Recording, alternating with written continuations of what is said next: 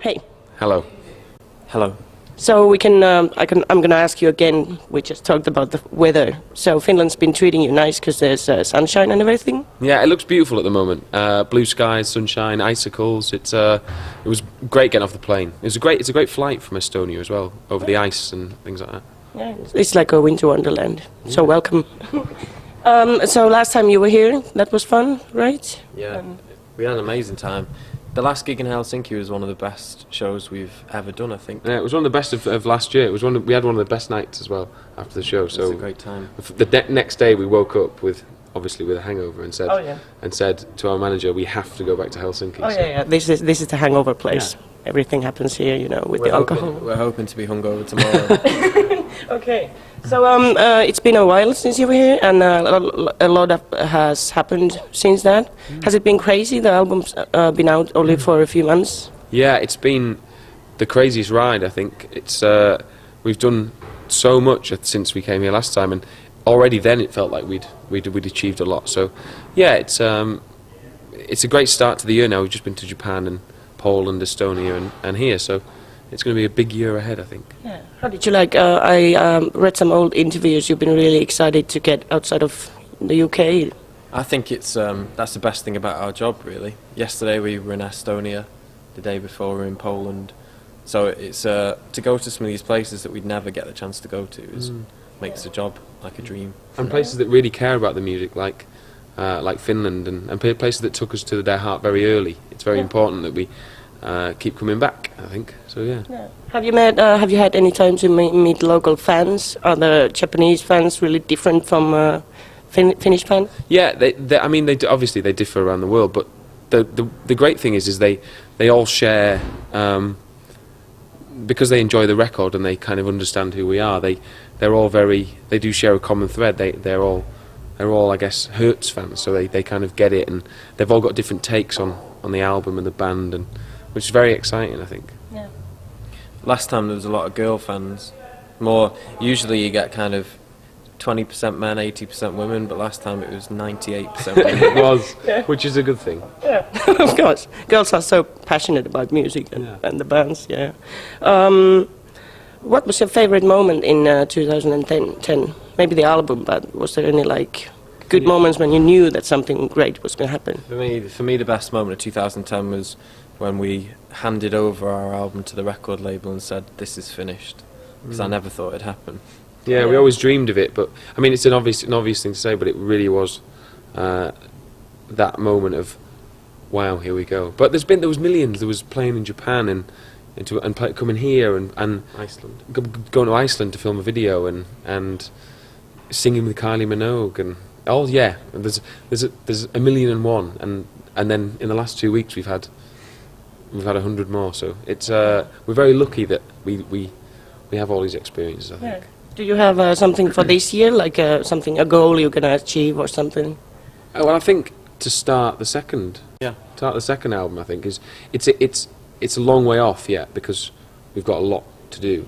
Because the album's only really been out about 4 or 5 months. So, but it would be nice to get to the end of the year or this time next year and have started the journey towards the next one. Yeah. Okay, so I have a few questions from the fans because it's the modern times and I have Twitter and all that. Yeah. The one was, I love this. This is Isabel on Twitter with the name Communisma, and she was asking, were you inspired by Freddie Mercury's Barcelona when writing Verona? She kind of hears similarities in it. That's interesting. Yeah. I guess it's a song about. I never thought about that. It's a good song, that Queen song, and it's. We wanted to write a song with Verona that sounded like an old song. We tried to write one that sounded like some sort of traditional Italian song. So it's good fun as well. I think the album's quite an emotional album, and that's kind of a bit of light relief at the end. Yeah. True. So Communism. The answer is no, but thanks very much is a great comparison. And then there's Maria Hamala on Twitter asks, what kind of feelings do you have about that knowing that you affect so many people's lives with your music? Yeah, I mean, it's one of the most amazing privileges. I think we wrote the songs when when we were very unhappy, and we wanted to get that emotion out. And the fact that other people share, the fact that people understand it is a great weight off your mind, and empathy. It's empathy for the sadness we felt, I think. I think it can be a delicate situation, really, because it's so emotional. But I think what we want people to get from it is that life it can be bad, but it's also there's always hope at the end of the line, really. I think that's the overall theme of our album.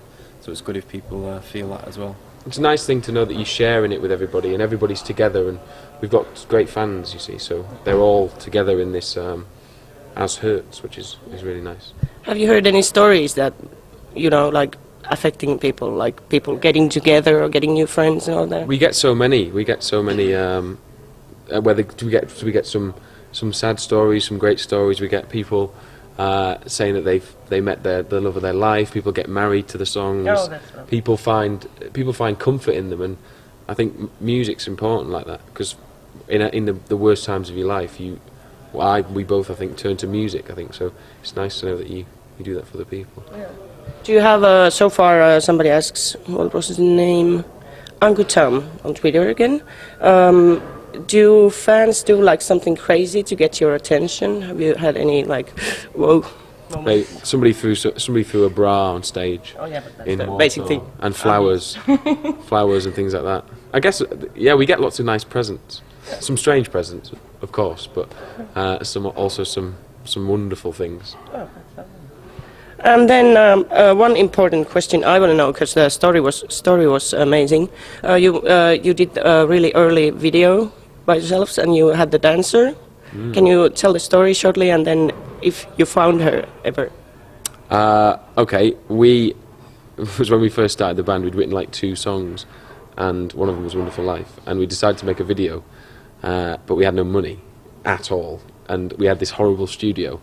But we had this dream to make this pop video, so we put an advert in a shop that said, "Dancer wanted for pop video, must wear black, turn up here at this time," and nobody came for about 6 hours. So we were sat in this room going, no one's going to come, and then one girl came, and it was the girl from the video, dressed in all those clothes, and she just started to dance, and it was the most fascinating thing we'd ever seen. And but we didn't think anything of it, so we didn't get a phone number or anything, because the band was just starting. And then, it's nearly 20 million views later, she's a superstar around the world, and everyone knows about her. So we spent 2 years trying to find her again, to tell her that, because we didn't know if she knew or anything. And then at Christmas, we managed to find her, which was amazing, and we put her in the Christmas video we made. Yes. And it was a great moment to share it with her, and to show her all the videos of people copying the dance. And yeah, she was very surprised. And what does she do? What did she do? Don't really know. She's a dancer, I guess. That's what she said she did, but she's disappeared again. So we kind of got off the Christmas video, and then we were like, stay in touch, and she's gone again. So maybe in another. Did you get the number this time, sir? Yeah. That's good. Okay, so then we can play a game called Finish the Sentences. You can both answer. Yeah. I am lucky because I get to do my hobby for a job. Exactly the same answer. Identical. When I see myself in the mirror. Most of the time, I think you look tired. Slow down, son. Yesterday morning,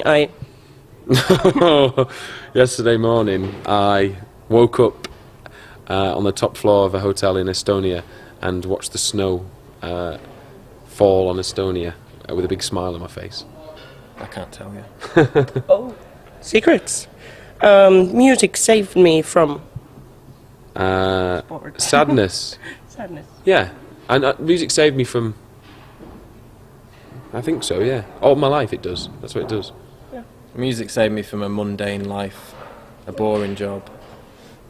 If I get sick, I try and ignore it for as long as possible until I can't move, which often happens. I check my pulse, call for immediate attention. I would never. I would never.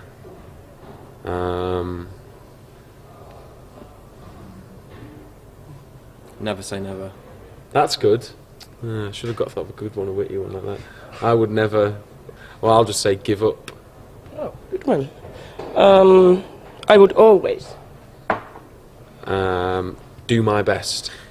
Yes, try my hardest. Good. And then after tonight's gig, the after party is going to be at.